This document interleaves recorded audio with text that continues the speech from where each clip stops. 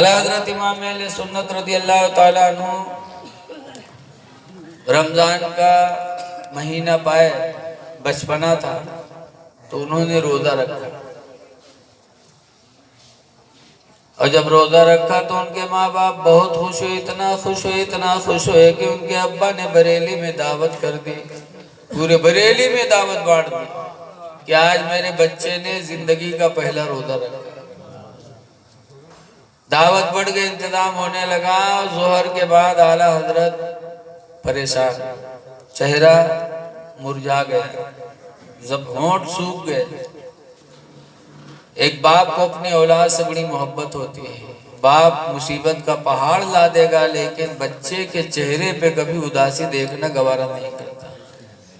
اعلیٰ حضرت کے ابا پریشان ہو گئے تو ایک کمرے میں لے کر کے گئے، اعلیٰ حضرت کو دروازہ کھڑکی بند کیا اور ایک پیالی کھیر لائے، پانی لائے، کہا بیٹا ابھی 5 گھنٹہ روزہ افطاری میں باقی ہے اور تمہاری حالت نازک ہے بیٹا، کھیر کھا لو، پانی پی لو، دروازہ بند ہے۔ تو اعلیٰ حضرت بچپن میں کہے تھے کہ ابا یہ دروازہ کھڑکی آپ نے بند کیا ہے کن کے لیے؟ بریلی والوں کے لیے کہ ہم کو نہ دیکھ پائیں۔ تو ابا کیا روزہ میں نے بریلی والوں کے لیے رکھا ہے؟ ابا جس خدا کے لیے ہم نے روزہ رکھا ہے وہ بند کمرے میں بھی دیکھ رہا ہے، وہ خدا دیکھ رہا ہے۔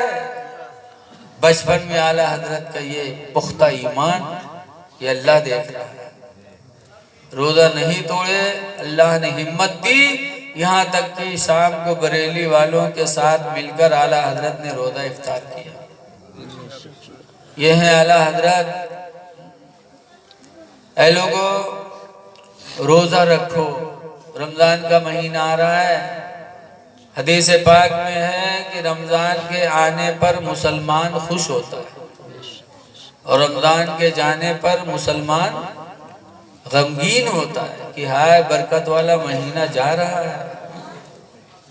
تو ہم اور آپ کو خوشی ہونا چاہیے کہ وہ بابرکت مہینہ ہم تک آ چکا ہے، جلوہ فگن ہونے والا ہے،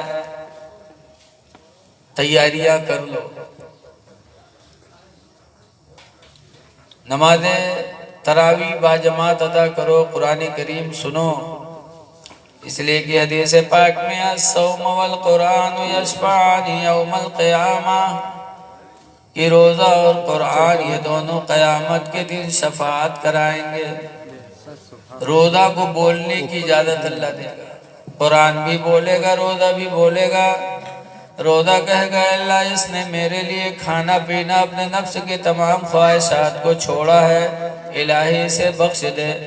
قرآن دوسری طرف سے کہے گا اللہ اس نے رات میں اپنا بستر چھوڑا، نیند کو قربان کیا مجھے سننے کے لیے، اللہ اس کی مغفرت فرما دے۔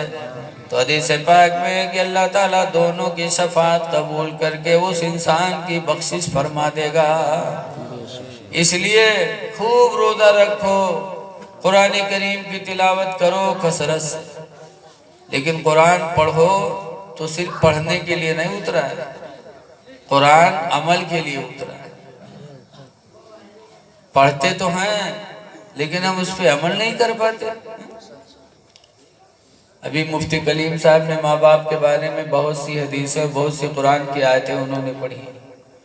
مولانا آصف صاحب قبلہ نے موت کے تعلق سے بہت اچھا بیان کیا۔ قرآن عمل کے لیے آیا ہے۔ قرآن کریم 18واں پارہ سورہ نور ہے۔ سورہ نور وہ سورت ہے کہ بتایا گیا کہ اس کی تعلیم ترجمہ اور تفسیر کے ساتھ عورتوں کو سکھانا چاہیے، اس کی تفسیر بھی جانیں، ترجمہ بھی جانیں، تاکہ وہ عورت کما حق ہو اسلامی زندگی گزار سکے۔ اللہ تعالیٰ قرآن کریم میں فرماتا ہے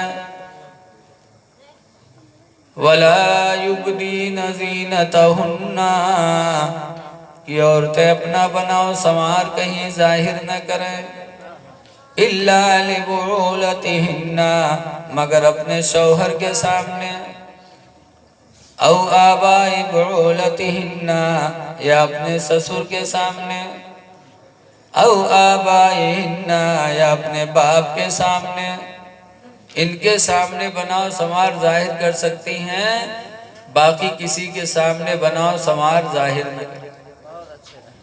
کاش اگر ہماری ماں بہنیں اس کو پڑھ لیتی تو آج شادی بیاہ میں جو بے حیائی ظاہر ہو رہی ہے وہ بے حیائی ختم ہو جاتی۔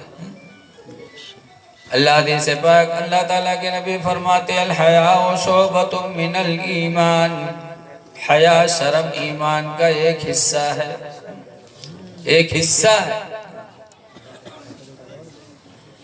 اسی طرح قرآن کریم میں اللہ فرماتا وَلَا يَضْرِبْنَ بِأَرْجُلِهِنَّ، کہ کوئی عورت اپنے پیر کو زمین پہ زور سے نہ رکھے، لِيُعْلِمَ مَا يُخْفِينَ مِن زِينَتِهِنَّ، کہ کہیں ان کے زیور کے بجنے کی آواز دیوار کے پیچھے کسی غیر محرم کے کان میں نہ پہنچ جائے، زیور کے بجنے کی آواز غیر محرم نہ سنے۔ آج معاشرہ اتنا گندہ ہو چکا ہے، خلط ملط ایک دوسری کی اتنی ہو چکی ہے کہ آج ان آیتوں پہ عمل کیا کسی کو دیکھا نہیں جا رہا ہے۔ اللہ تعالیٰ ہمارے ماں بہنوں کو، ہم سب کو اللہ تعالیٰ عمل خیر کی توفیق عطا فرمائے۔ ایک حدیث پاک سنو، عن ابی ذر، حضرت ابو ذر سے روایت ہے، قال قال رسول اللہ، ابو ذر کہتے اللہ کے رسول نے ارشاد فرمایا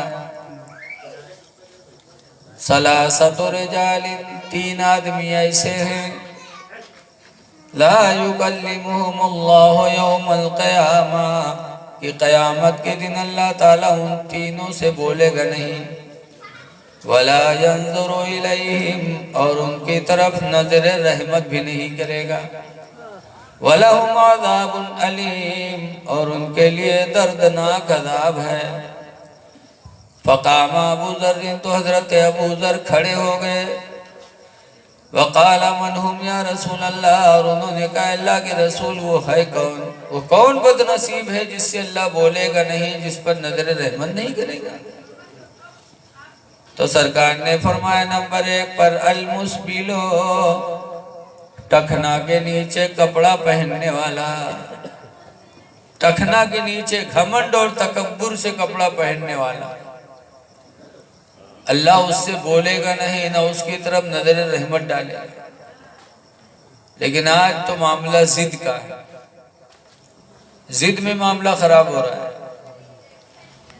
دیوبندی اتنا اونچا پہنت ہے کہ پینٹ لاگت ہے ہاف، اور سنی اتنا نیچا پہنت ہے کہ جھاڑو دے کی ضرورت نہیں، بہارت چلا ہے۔